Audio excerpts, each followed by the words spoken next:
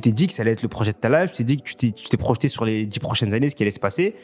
Et là, tu te dis, ben non, en fait, non, là, stop, fin, Uncle Jay, c'est terminé. Irène et moi, on se parle français, en fait.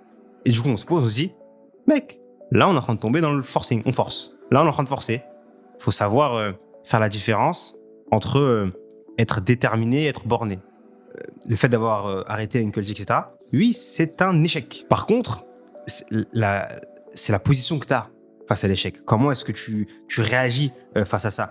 Parce que là, je t'ai raconté que la fin d'Uncle Jay, mais il nous est arrivé mille et une galères. À plein de moments, on voulait arrêter ou c'était chaud, on se posait des questions. Et après, en fait, t'as toujours cette question-là de mais mec, après tout ça, maintenant, on va arrêter. Certes, ça marche. Là, ça marche pas comme on veut, mais on n'a jamais été aussi proche du fait que ça marche.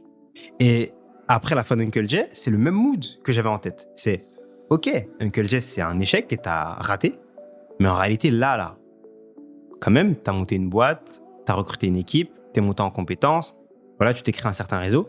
T'as jamais été aussi près de ta vie de faire avoir une boîte à succès. Et c'est cette énergie-là, en fait, qui te permet de repartir. Ce qui compte, c'est le fait de repartir. T'as perdu quand t'arrêtes.